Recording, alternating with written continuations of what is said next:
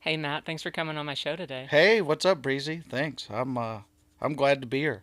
Well, I'm glad you were able to make it. It's great having you guys in studio coming down from Wyoming. Cool. Yeah, it's a jaunt, and we were not ready for the humidity. Okay, I believe that. It was thick. Yeah, we got a dry heat up there, so when we got to Oklahoma, me and Bo were sweating it. I believe that. And it can be a lot to adjust, especially coming down from Wyoming. Yeah, no, it is. Wyoming's a special little place. Like we're still having nights in the 40s, so Wow. this is a whole different world for us. A lot of people think like, well, God, how do you guys work up there in the winter? I'm thinking, man, I wouldn't make it past Right. about March here. Sure. Yeah, it's a whole different world. And you climatize, it's like when you're used to the region because I was in West Texas for almost 10 years and I got used to the dry heat. And I Mm-hmm. mean it can be brutal in the summer, but being in North Texas in the humidity, it's an uncomfortable.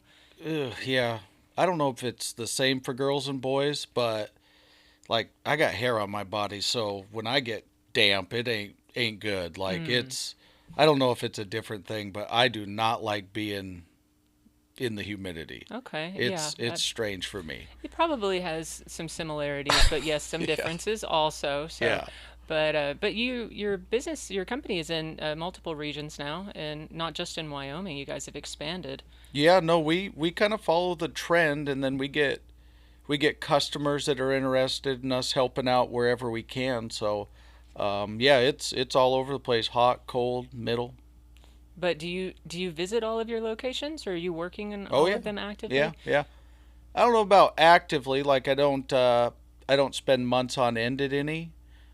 Just make the rounds, and then my brother Andy, he's on the team, so he's making the rounds. Like he's in New Mexico and Texas right now, West Texas, and then I did Oklahoma and Colorado on my way down. So Okay. yeah, it's kind of a crapshoot. There is no plans. Like everybody just works where they got to work and Mm-hmm. helps out where they got to help out, and Sure. sometimes you cross paths, sometimes not. Right.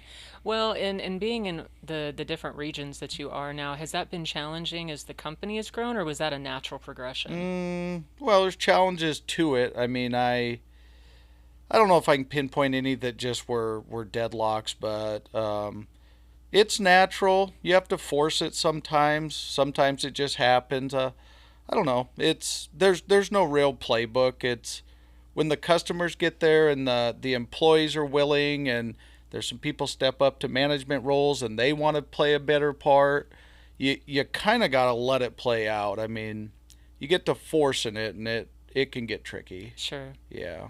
Well, with blowout prevention, as I've navigated my show, I learn Mhm. about different parts of the industry, especially parts that I'm not familiar with, Right. and getting a better understanding of how everything works. And obviously, a big part of oilfield culture is safety, Mhm. and so that's really built on what you do with blowout prevention with testing. Sure. It is safety. It gets a weird kind of rap like bolting BOPs together and unbolting them, the process of nipple up, nipple down, rig up, rig down. It tries to lump you in a roustabout category because it's Mm, okay. physical, hard, Mm-hmm. under doing the thing. But it no blowout prevention and blowout prevention testing is safety, safety, safety, and it's about making sure that things are right before you start, so that you don't have problems in the middle. And that is a thing I'm really interested in is getting myself over the roustabout hump into the I'm on the safety team. Yeah, Kind of absolutely. And weird. and I can see where there would be a little bit of that overlap, Mm-hmm. but also with the testing, because there's different times that testing is required. Yeah. And so with basic maintenance, can the team do that? That's with the company that's on the rig. Is that something that happens in-house, or is it always a third party that does the testing? It's always third party. There's not very many instances where the rig or the operator would perform their own testing. Um, the thing about testing is the non-bias situation. Okay. That's the thing. That's what makes the third party valuable, and in any federal case required. So Okay. There are states. Texas is kind of its own little wild west as well. There's some state situations where um, you can get away with it, maybe, but as far as liability goes, it's probably not in your best interest. And then any federally mandated thing, it's absolutely not allowed. Right. And that makes sense because I Hmm. guess you could be biased and say everything's fine. We've tested it, move on. And obviously, hope for the best or it's just a crapshoot. Well, the thing to remember is you're testing, say, the drilling contractor's equipment for the operator. Puts you in a very weird stepchild situation Mm, where, uh, hey, get this or get that. We need this to happen. And then also, I can't remember if it's called Code Blue, but it's when the drilling contractor is not meeting their obligations, which BOP won't test. The HCR's jacked up. We got to get a new one out of Houston. Well, all that downtime starts to accumulate, and the operators don't want to pay for you to not be able to fill yours. So drilling contractors never want to go on a Code Blue or Section 8, or I can't remember that. There's a little term. I think it's just coined, but so yeah, that's the pressure. They can't pay for everybody to sit out there and wait. The operator doesn't want to. Hey Walker, hustle up, let's go. mm-hmm. So you have to really be careful because I mean peer pressure is real, Sure. especially out there with a lot of money on the line. Definitely. Yeah. Well, and with the blowout prevention, is that with the testing side, Hmm. is that something that has become more like it's required, but is it more well known, more widespread? It seems like over time, safety is getting more and more important. And Yeah, usually what happens is you can kind of events trigger change. you're good. All right, events trigger changes in legislation, and in any way you get a regulation, is it has to come through legislation. So probably the most well known, obviously, is the BP disaster in the Gulf. Hmm. It wasn't on land, but it sparked a lot of conversations on. Wait a second, who's watching this? Right. Who did you test that for, and who got the results, and how did you know to keep going? Um, so those are what really came up was changing any regulation has to go through some sort of process where legislation's changed and some sort of Congress or whether it's state or federal has to get involved and that's hard as we know. That's a slow process. So Hmm. those are things that get that going. Not every oil field accident sparks it, but once they get big enough, the good operators just adopt the policy. Hmm. Well, and then when you reflect back on Deepwater Horizon, you can see where there was a lot of faulty moments that Mm-hmm. had happened. And so just my own education, understanding the process of it, like there's different lines of defense that when a kick happens Mm-hmm. or something takes Mm-hmm. place, initially you're just going to constrict the flow, Yeah. and then you get to a point where you're going to cut it and block it off, and all of that had failed for one reason or another. And then when I think it was that the drill pipe had bent, and that's when it fell Mm-hmm. and created an even bigger disaster. So for someone that doesn't know that much about it, they're just familiar with this had happened. Mm-hmm. It's like really getting into the nuanced understanding of how it happened in different stages and how they could have been mitigated or prevented with the right policies and regulations, I Mm-hmm. guess, in place. Yeah. So I'm not crazy versed in offshore well drilling and blowout prevention, but yeah, obviously that 5 or 6 thousand feet of water or 3,000 or whatever it was in the pipe, obviously that has its own situations and then electrical faultiness and but yeah, in general blowout prevention, I mean, um, is just running the playbook. So like here's how we do it and here's where it ends. Like this is the thing. Don't stop in the middle, don't take shortcuts, don't do any of that. Because what it does is it triggers a domino effect when you start to cut corners. Okay. Because then you have a plan on what happens if it gets out of control. Well, if you've shortcut, this plan doesn't work anymore because you had to get through the whole cycle to make sure that this worked right. So in the event something happens and you go to grab lever B because that's the plan, well, you already kind of ruined it for yourself because you didn't go through the plan. Okay. So the backup plans don't work anymore. And then those things just get kind of spiraled out of control. And then where you usually find a real accident or tragedy or disaster is, it just then you just abandon all hope. Like, nope, let's go. And that's where you see people like Deepwater Horizon, like they just had to flee. Mm-hmm. It was so far out of control they could not fix it, and the right things happened. So on land, you keep trying to make sure you follow the playbook so that the backup plan does not become flee. Just drop the wrench and run. Mm-hmm. That's where things get really bad. Yeah. Yeah. Yeah, absolutely.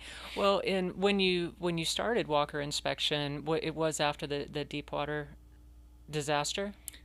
It was in the same year, and it's not a direct correlation, but it did. There were conversations in our shop like, I bet this changes Oh. how the games ran. Mm-hmm. And I'd known some BOP testers from my area, and I remember they had a good business. Like, it was profitable. It wasn't big or wasn't flashy, but they made good money. And so yeah, like as that kind of played out, we it was fuel. Like that's where we realized this is how regulation changes. And like, I bet every rig on land's going to have to test BOPs no matter what at certain intervals. And what we didn't know was those regulations existed. After the Deepwater Horizon, they stepped in and just started enforcing them. Like, Okay. nope, we're doing it every time. Here's the protocol, and that's what really got it going. And then, just then we just had to figure out how to do it, which was tricky. Mm-hmm. But like getting started was, I mean, you'd already been established. You and your brother had roughnecked even back in high school, and Mm-hmm. so you're in the industry. Mm-hmm. You know what you're doing. You know what's needed. Mm-hmm. It was just a matter of putting everything together and getting the business going and the customer base and Yeah, my dad had a Walker inspection before that. He was a drill caller and drill pipe inspector, and so he knew that he'd been on the rigs. He'd had to get service agreements, all those things, and then he had bought some drilling rigs. We did it. We drilled with him and drilled all these gas wells, and then when that kind of ended, we revived Walker.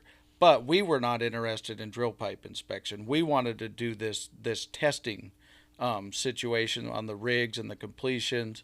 We wanted to get in on some fracking and seeing what that's like. So that's how that kind of went. Yeah, yeah. We had plenty of field experience. but then you were able to build off of that experience and make it your own Yep. and develop like what it is today. Mm-hmm. And you started with was it one truck? Oh yeah, one little truck I bought from a dude in Rock Springs, Wyoming. Yep, And yep. that was it. That was it. Went out and some guys I knew were completing some oil wells, and so we walked through the first little bit together. Like, okay, we have to test this little snubbing unit under the pulling unit. Okay, where do we start? Where do we stop? What's our zone here? Where do we go? So we did it, and then first drilling rig, same thing. Friend of my dad's, who was a company man, like showed up at the shop that day, kind of out of the blue. Rig called, and I said, "Hey, what are you doing? Why don't you jump in?" And he went with me and like talked me through the first one, kind of. He'd never done it himself, but he'd been a company man on all kinds of rigs, and so he was like, "Yeah, you do this and that." And we pulled out the sheet from the Wyoming BLM, and went down the list. There it was. Wow. Strange. That Yeah. seems like it would have been. No, I was scared. You got to pump the brakes on this huge operation, get your part done. Right. And I did not know what to think about that at first. Mm. But after 4 or 5, I got a rhythm, figured out my own plan, watched, went to the regulations and figured out what their goal was, and then built my procedure out of that.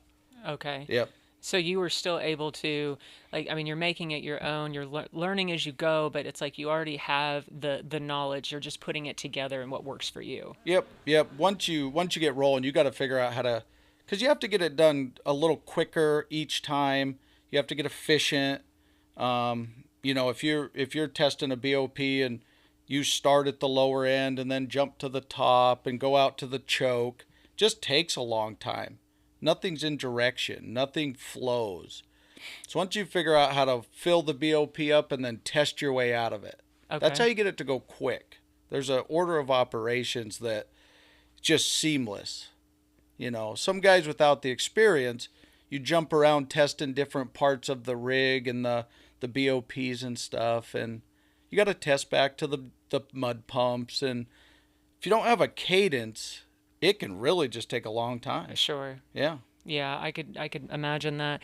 Are there like pretty common failures that happen that you see more than others, or does it just kind of depend on the situation? Yeah, yeah. So the common thing is inside the BOP with the BOP rams and the annular preventer, there's rubber like wear parts and elements. Mm-hmm. Well, those are designed to wear out. Okay. So yeah, that's where a lot of these come from is putting the annular bag on, shutting it on the pipe a couple of times, it starts to wear out.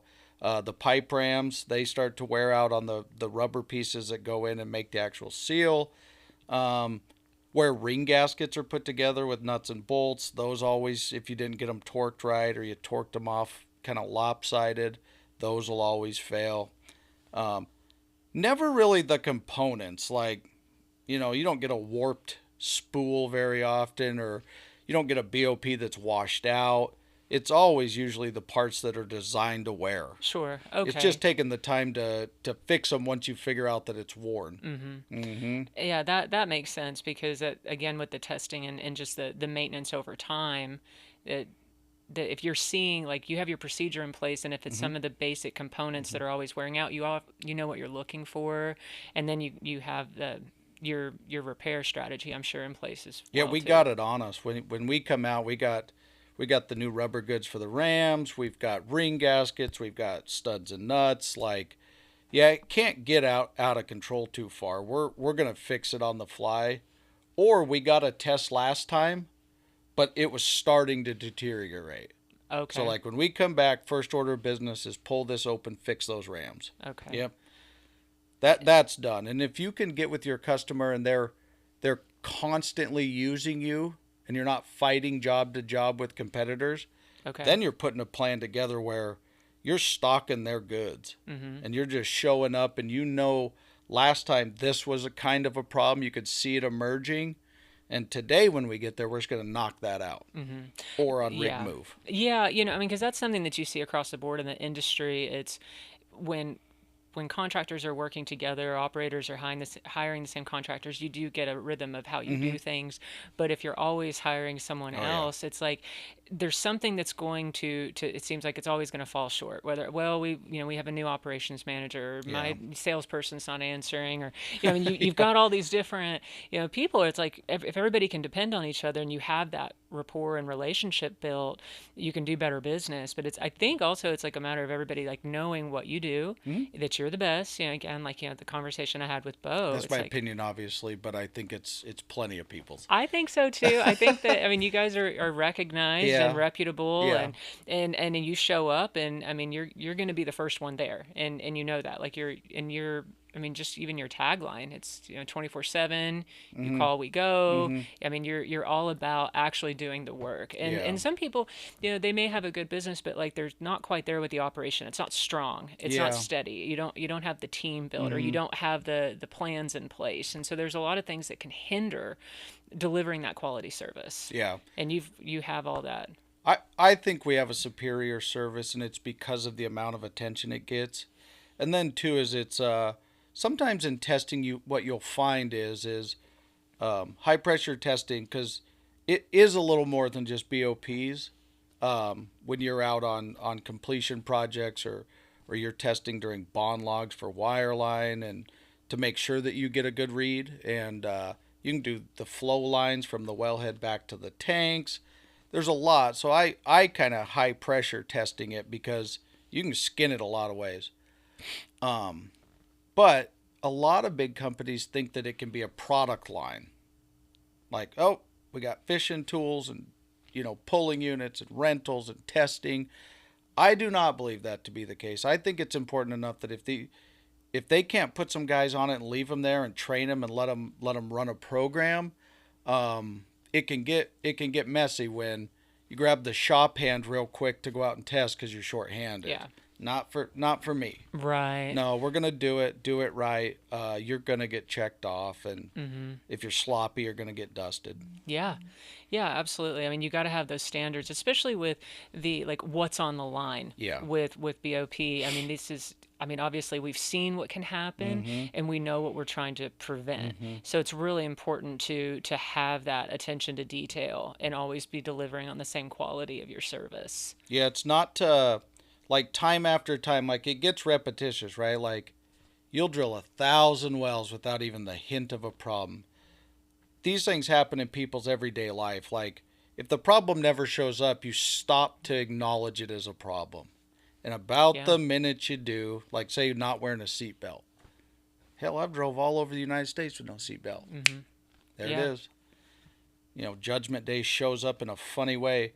This is the same. I mean, you got to just have faith that you're doing it for a reason. And when the moment comes that you need it, it's ready. And somebody like Walker's did it. There's obviously two other great testing companies out there. There's a handful of us that don't play. We just get in, get it done. We have integrity.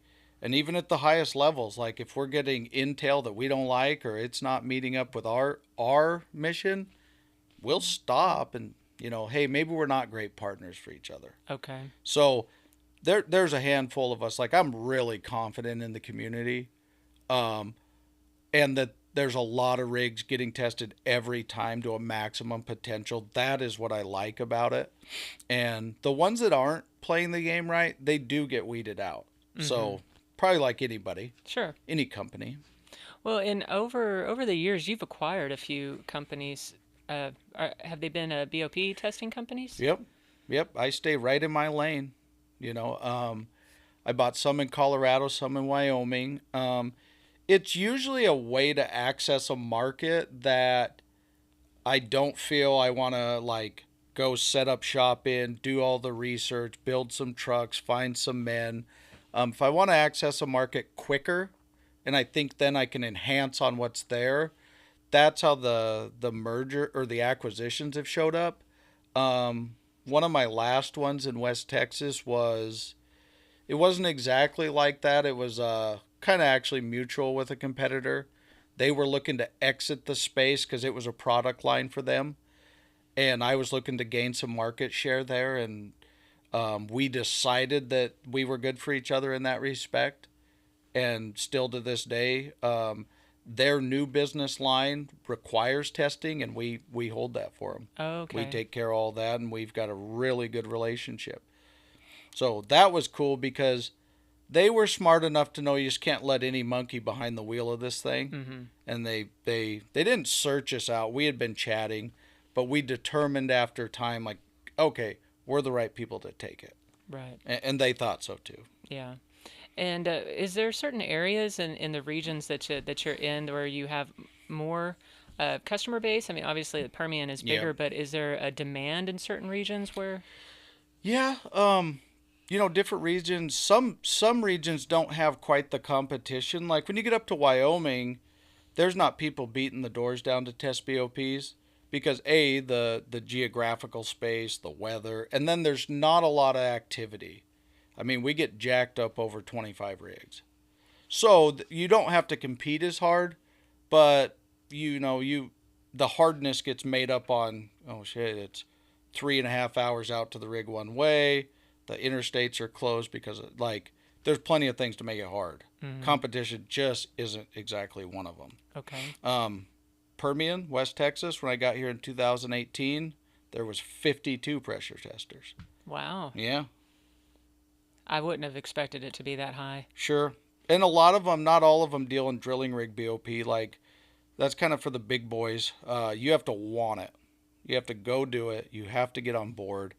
A lot of people can snatch up a high pressure trailer, run around testing frac valves and doing different things. to go out and run the rig procedures, you have to want that to be your business. You have to Yeah. want to be part of that culture, and not everyone does. So Right. out of the 52, maybe 10 of them we battle for position. It seems like it'd be a higher barrier of entry Yeah. to do something at that scale. Yeah. Exactly. It comes with a little more, and the barrier to entry being knowledge too. Mm-hmm. Yeah, the money thing's one. The trucks, the torque equipment, yeah, the safety training. We spend a pile on safety training at Walker. For a company of our size, I think we have 5 people on the safety team, and 3 of them travel constantly because we have different programs we do, just observation reporting, short service employees, uh, site specific training. Um, I don't know of a lot of companies in our wheelhouse that have that kind of safety staff and devote that time to it, but we do, and it seems to pay off. Yeah, and it seems like it would be, again, like you're kind of ahead of the curve in that regard, that you are willing to go that extra mile. Mm-hmm. And because it seems like over time, because of accidents, because of things that happen in the industry, there's more and more requirements for safety. But you can take it further and Yeah. within the walls of your own company than what is required. And by doing that, you're not just meeting those standards or having the knowledge, you're really enhancing the culture at your company and investing and pouring into your people. Yeah.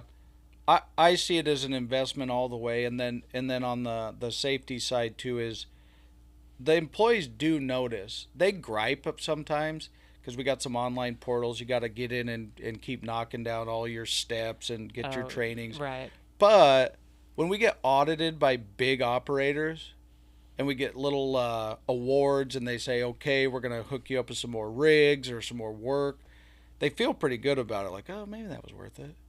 Maybe just taking care of our business, 30 minutes a week, maybe that paid off. So that you see it in the culture because, like we do a majority of work for huge operators, the megas out there, the Chevron, Exxon, whoever's, the globals, and it's because we take it serious, and they like that part. They Mm-hmm. think it makes them, well, it does, but you're relevant. Absolutely.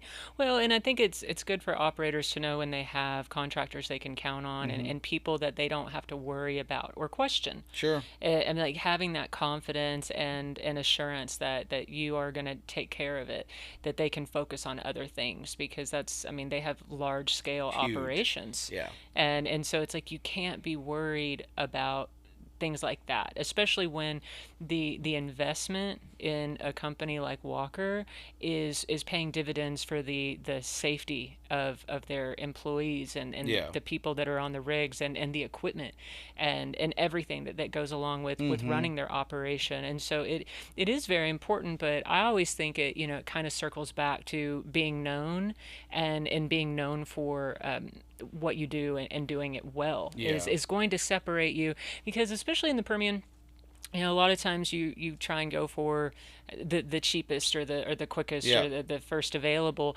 but it doesn't. If you cut those corners, it's going to hurt you in the long run. And I think we've learned that over time, that it's like really pay attention to who's showing up, not just what they're saying, but Hmm. how they're representing themselves. And again, word of mouth is always going to be important, but Yeah. being recognized and knowing that you stand behind what you do, Yeah. and while also having those referrals. Yeah. So I always think too, like my colleague Bo, he markets me and he shows the people out there what I'm up to, and I love that. But the people that the people I interact with, they know me for other reasons. I mean, they don't just see my videos and think, oh, cool, and they're doing great.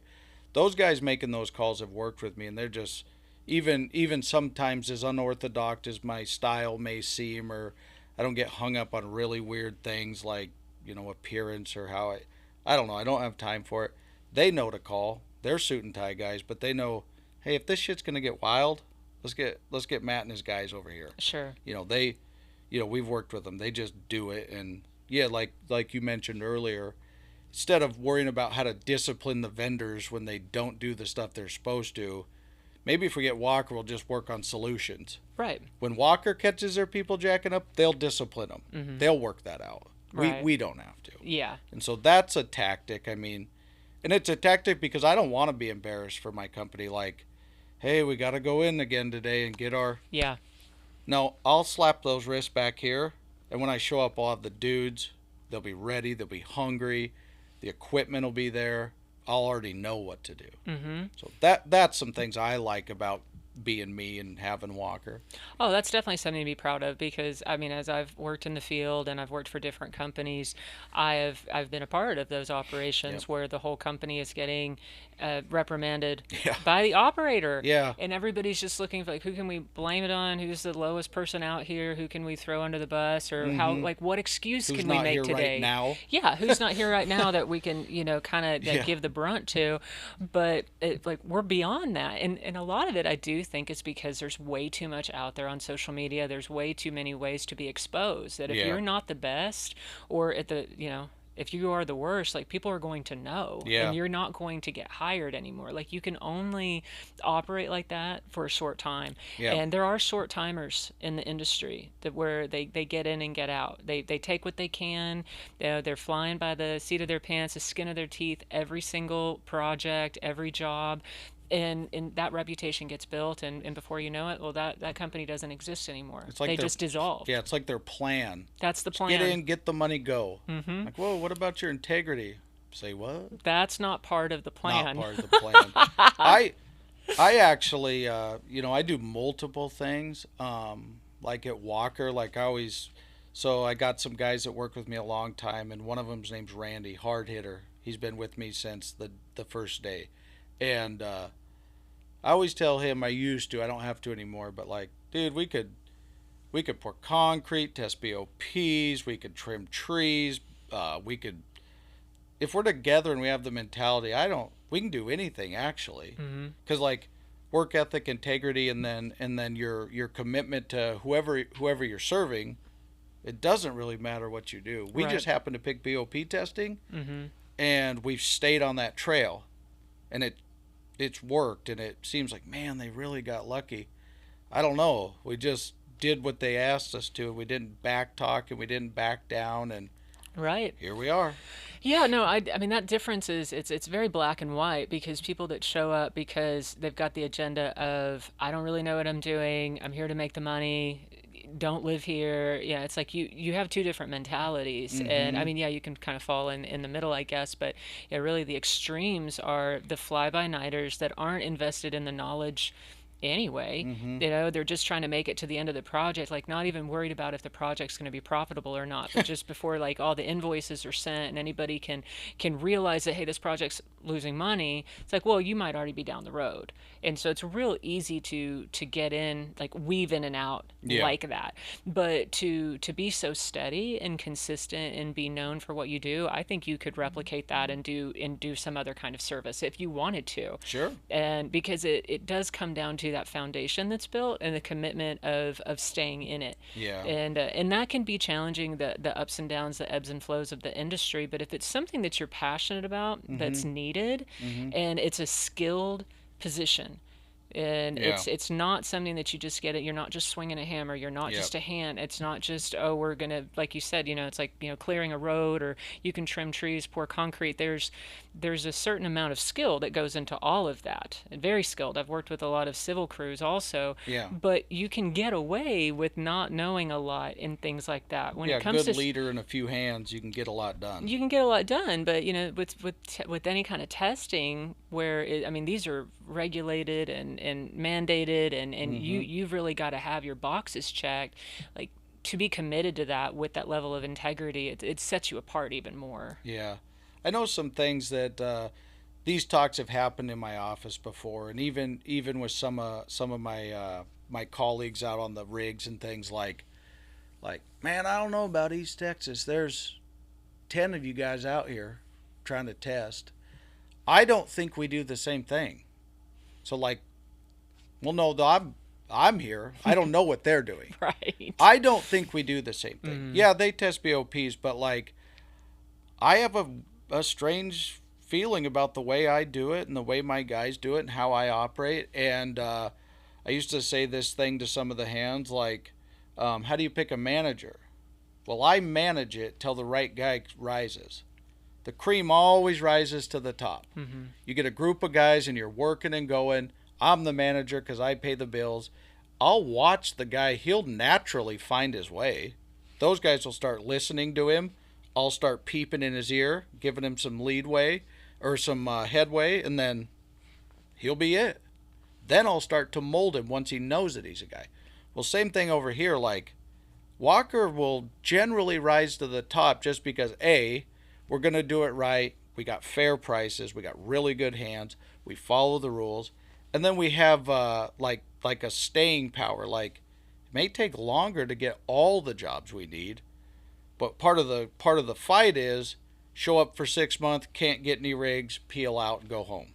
Well, that ain't what we do. Okay. We ride, we ride, we ride, we ride. We stay in there. We stay in the pocket. Once they come around and once we get to start doing the rigs and working for companies, they generally climb on board. We build procedures and things, and then there it is. It's happening. Right. So, Yeah, absolutely. And so it's the sum of the parts that come mm-hmm. together, and that is what's like how you're growing it now, like really Yeah. growing the brand and Mm-hmm. the company culture and really being recognizable like in within the walls of social media and the industry Mm-hmm. and people being able to see what you do, how you do it differently, Mm-hmm. and then getting that education because you're very educational Yeah. and wanting to just demonstrate the process and the Mm-hmm. importance of it and the awareness that also I think is very valuable in itself because you're not job scared. Yeah. You're not gatekeeping the No, of information, course not. and No. that's huge. And Yeah. so I really enjoy seeing that and kind of like what you guys are doing at Walker and being in Wyoming and just being like kind of this leader from afar. It's like you obviously are in Texas and New Yeah. Mexico and the area, but where it started from, you wouldn't have necessarily expected a BOP testing company necessarily to come out of Wyoming, like you said, because it's not as in demand Yeah. as it is here. But being able to show up no matter what, like that's also that's also something I think that is valuable because a lot of people say, well, we don't work in Colorado or we're not in Oklahoma or it'll take us a week or so to get there, and you seem like you're very much like you're very responsive. Yeah. Well, I talk to my customers, right? Like some of the lower service lines, like let's say once we get past this little threshold, I got some buddies that own mud companies and wireline companies. They get to talk a lot about the projects because they're big ticket items. Well, BOP testers aren't. Like I said, it's three, four, $5,000 an invoice, 4 or 5 hour job. They're kind of calling you out like a roustabout. You don't really get to have a say in the project. You didn't help build the mud design and take $2 million worth of product out there, have a guy in a shack doing a job. So it's like, oh, call Walker or oh, call those guys, whoever's closest. Well, once we got the dialogue in, like, hey, we're still part of the team, and it's still important. So we need to like uh, be close by, know what they're using, have that stuff on backup, the whole shebang. And sometimes what you find is a lot of companies don't think it's worth the investment for the little bit of money. Like, man, you'd have to do a lot of $5,000 BOP tests to pay for a shop in Carlsbad, New Mexico.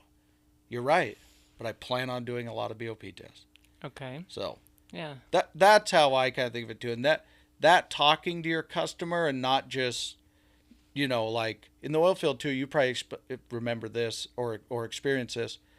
You can have a lot of conversation with somebody you've never met, never stepped in the same room with. You went and did a bunch of jobs. They trust you. They've never shook your hand. They're from Houston. You're from Wyoming. It's whatever. Mm-hmm. But talking to your customer every day about the problem, how you make it better, how you do this, how you do that. That's a little bit of the difference at Walker too. Is we're a different vendor. Mm-hmm. We are in your backyard. We did show up. We're standing there on go. You have a project to do. Right. Of course, you should have someone here to do the testing part at your Mm-hmm. disposal. Yeah. And also, staying on the road, and I've heard you say before that you want to shake someone's hand. Hmm. It's important for you to be in the same room, Yeah, to put yourself out there, yeah, and to really to value that connection. yeah. I do value it, and one of the other little tidbits that you saying that brought up was that you said about being on the road is so a life of a BOP tester is probably a lot like a rig welder, probably a lot like anybody driving all the time, traveling. Your job's at night, you don't get home. One of the reasons at Walker too is besides the customers that we put these locations where they are is like I don't want my guys driving from New Mexico to Colorado, doing a job, turning around and driving back to New Mexico. Mm-hmm. I want them to do the job and be back home within 8 hours like it's a normal job. Yeah. Because it's not normal, especially if you got. I remember when Wyoming was just popping off in 2013 and 14, we were starting to pick up some rigs. There were companies from West Texas coming up and testing BOPs Wow. because there wasn't a lot of companies doing it, and I hadn't really got my name out there that great. I had a couple, but um, it was $40,000, $50,000 for them to drive up, do one job, and go home. Dang. Yeah, but the operators didn't know what else to do. The government, feds, the BLM were like, sorry, here it is, test it out. So, like, I'm not interested in getting all the work at a cost. I want to have the work. I want it to be the work that Walker is happy to do, and my employees like doing it. Mm-hmm. I don't want them to feel like the only reason they're there is for the money. So if they live in Oklahoma, they work in Oklahoma. Somewhere close to the house, Mm-hmm. east, west, South Texas, whatever it is. Right. So that's an important part to me too. Like I'm willing to give up some of the money so that that's a reality. Yeah, that's awesome. And really valuing the like again your relationships like with your customers, but also with employees Yeah. and people that work for you, and that they're a part of this whole operation, so they get to experience more than just having a job. Yeah, for sure. I say a lot of the times like I want Walker to be a place somebody retires. It's probably gonna. Hopefully, it's Randy because he's the longest guy, but Mm-hmm. or me or Andy, my brother, whoever. But I want that to be the case. Like there's not a lot of not publicly traded oil field service companies that you have that career with. Mm-hmm. It's kind of a thing that you get with the real big boys. And although I want to be one of the big boys, I just want to be the big boy in my field. Yeah. You know, I Yeah. want to be uh, BOP testing company that you started working with out of high school or out of college, and hell, you just worked your way up and through, and you managed, district managed, wrote procedure, and then someday you retired and yeah, Yeah. come up to Wyoming and hang out with us now. Sure. Yeah, Great track. yeah. I think so, but hell, I've never really had a job either, so. Well, it seems like you've always kind of done your own thing, Hmm. and just really made it your own no matter what. And I appreciate that. I appreciate hearing about your journey, and kind of how it all developed and Yeah. came together, and not just learning about BOP, which is very interesting, and I like knowing more about like what's Hmm. going on in the industry, but also how your mindset and your values have really impacted that Yeah. journey. Yeah. And like coming down to Texas, I appreciate you coming on my show, and Sure. everything that you're able to do along the way as far as meeting customers and content, but Hmm. and you and Bo coming here together today, and Yeah. continuing to grow and build the business. But you also brought someone very special with you on this Ooh, trip I did. that is going to get to come on and share a little bit of their story about this journey. Yeah, yeah. So I think So it's time we hear from him. I brought my boy. His name's Zeke, and he was happy enough to come. So Okay, let me well, let him plop down here real quick and give you his 2 cents. hey Zeke. Hi. Hi. Well, thanks for coming on my show. Let's Thanks. make sure that we've got your audio okay and everybody can hear you just fine. So, do you get to travel with your dad very much when he goes on these trips? No. You've never done this before, or not What? much? Well, not much. I've done it before, like once or twice. Yeah, but you got to come this time because it's summer and didn't have anything going on that you had to be at home for? Well, I could have went with my mom and dad to. I mean, not my dad. I could have went with my mom to fly in, but I came with my dad. Oh, good choice. Have you had a good time coming to Texas? Mhm. Yeah? Did you see some cool stuff on the way? I know you were telling me about some of it. Yeah, I went bowling. We went and saw a waterfall. Waterfall. Very cool. Yeah. Did you like that? Yeah, it was really fun. Yeah? I like waterfalls. We don't have a whole lot around here, but I think you guys said you were in Wichita Falls when you saw that? Mhm. Yeah?